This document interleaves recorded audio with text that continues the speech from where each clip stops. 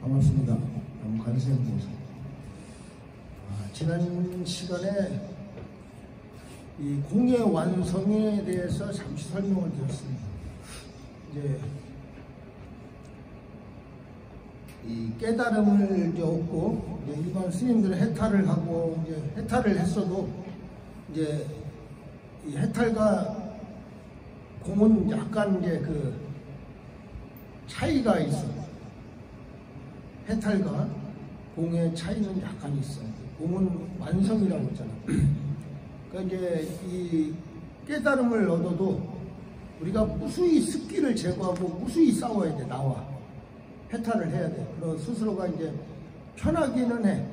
해탈을 얻으면은 이제 어떤 것을 구애받지 않고 또 마음을 자유롭게 이제 나를 이길 수 있는 힘의 원동력이 되었기 때문에 이 크게 이렇게 뭐 일반 사람과 다르게 마음을 쓰는 것은 있어.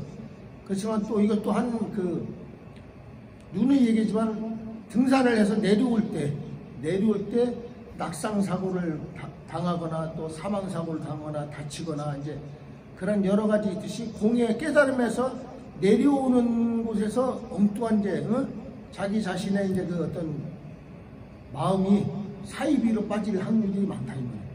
괜히 이제 내가 이제 깨달았다는 어떤 알았다는 그런 생각 자체로 인해서 이 아나무인이 되는 그런 것들이 이제 많이 생겨나. 자기 자신의 어떤 자신감이라고 할 수도 있지만은 그 자신감도 다스릴 수 있는 그 모든 것은 해탈이라는 것 자체도 어떻게 보면 그냥 말장난일 뿐이야. 깨달았다, 깨달지 못했다, 범보 성인이다, 이거 다 이제 우리가 말장난과 같은 거다 이렇게 보면 돼. 근데 이제 굳이 이제 우리 마음, 이제 우리가 세상을 살아가는데 이제 또 필요한 것은 필요해. 글자라는 것은 다 말장난이지만은 굳이 이제 그것을 밝히기 위해서 상태를 밝히기 위해서는 이제 말을 필요로 하고 글이 필요해서 쓰는 것 뿐이지 깨달음 자체에서는 어떤 깨달았다 뭐 못 깨달았다는 이 우주의 기운에서는 그러는 것 자체가 존재하지 않아. 그럴 때는 전부 다 서로 더불어 살아가는 것이지. 이제 그 중에 인간만이 이제 뭐 사유를 하고 생각을 하고 의식 작용을 하다 보니까 이제 깨달았다 못 깨달았다 이제 이런 차이를 두는 것 뿐이지. 그래서 우주의 저기일 때는 그냥 분별 없는 마음 자체가 깨달은 마음이야. 어떤 나무는 그냥 그 자리에서 그냥 분별 없이 버티고 있으니까 몇십 년, 몇백 년을 살 수가 있는 거야. 우리 인간은 분별심을 계속 하니까 부지런히 움직이고 하니까 수명이 그럴 수밖에 없는 거고.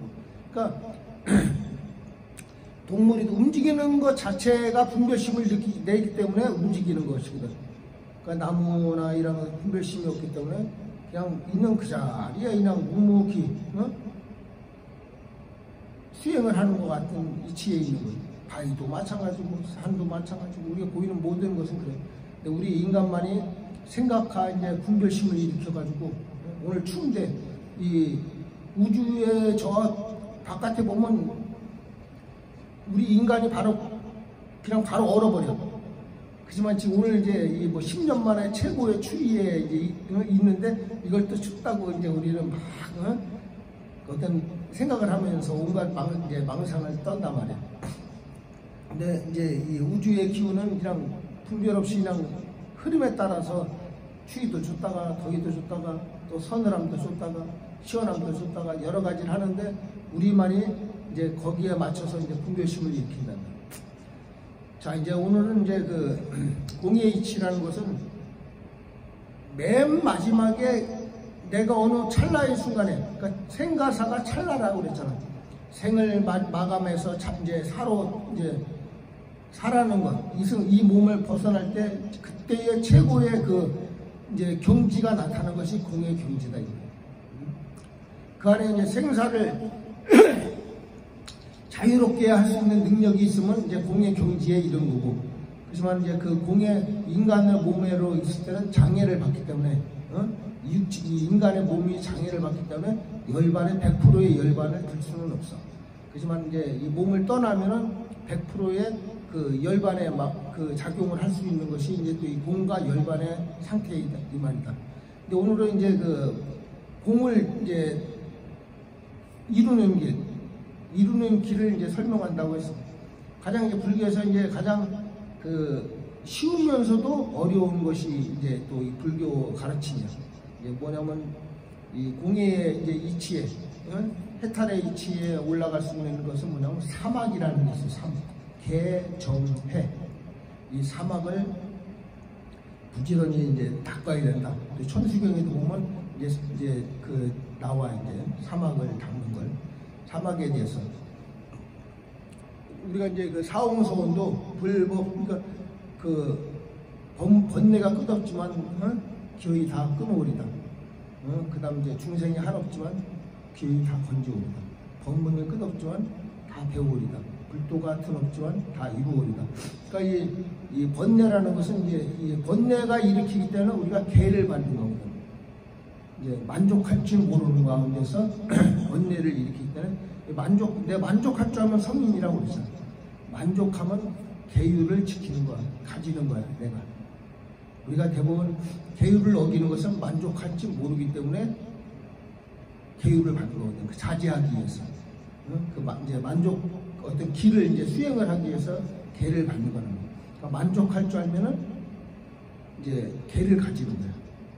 그 다음, 만족하니까 흔들림이 없는 마음이 선정이 되는 거야. 왜? 분별심이 이제 사라지니까 어느 정도. 그 가운데 이제 그 분별심이 사라지다 보니까 세상을 바라보는 눈이 어느 정도 이 객관적으로 바라보게 돼. 주관적으로 바라보는 것이 아니라 객관적으로 바라보다 보니까 지혜가 열려. 그러니까 이 세 가지 사막을 닦으면은 결론은 바로 앞에 해탈이 보이는 거예요. 해탈이 보이고 나서 해탈에서 또 다시 모든 것을 이제 그 습이다 모든 것 인간으로 내가 살아오면서 가졌던 습을 다 제거하고 걸림이 없을 때 이제 공의 반열에 올라간다. 공의 반열에.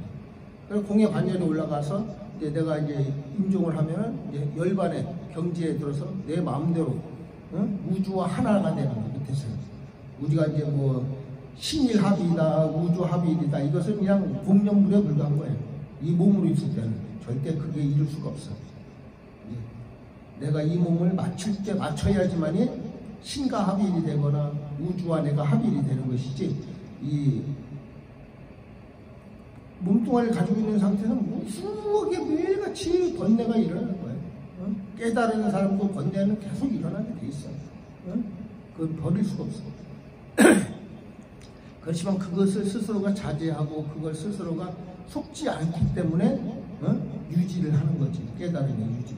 그러니까 이제 가장 이 깨달음은 뭐냐면 해탈은 속지 않는 거예요. 나한테. 나의 잣대에 속지 않는 거야. 스스로 우리는 항상 나한테 속아. 왜? 합리화시키려고 해, 나는. 내 자신을 자꾸 합리화시켜서 어떤 상대성과를 계속 합리화시켜서 나한테 맞추려고 하는 그 습성이 있단 말이야. 그래서 이제 그게 항상 나한테 속아서 문제를 일으키고 번뇌를 일으키고 또 어리석음을 범하게 되고 이제 성내는 마음, 탐진치 삼독이 또 일어나서 그 가운데 일어나기도 하고. 그래서 만족한 차이면 개를 지키는 것이요. 만족할 줄 아니까 항상 어떤 분별심이 일어나지 않으니까 선정이 드는 거예요. 또 선정에 들고 나서 바르게 세상을 바르게 주관적이 아닌 객관적으로 바라보니 지혜가 열리는 거예요. 그 지혜가 열리면 자연히 해탈은 이제 이루어지는 거고, 해탈에서 또 모든 이제 해탈하면서 내 습의를 다 제거한 뒤에는 맨 마지막에 이제 올라가서 공의에 올라가는 이치이지. 공의에 근데 그렇게 되면 공의에 올라가면은 열반은 자연적으로 따라오는 이제 상태가 되는 겁니다. 그래서 우리가 이제 부처님이 이미 3000년 전에 열반에 드셨지만은 열반에 드셨기 때문에 지금도 우리가 불교 부처님이라는 가르침에 의지해서 계속 필수가 있는 거거든요. 그게 고려 청자도 장인이 그 정성스럽게 하나의 작품을 만들어서 나중에 몇백 년이 흘러도 1000년이 넘어도 고려 청자의 그 빛을 발휘하듯이 그게 이제 우리의 수행 과정이란 말이에요.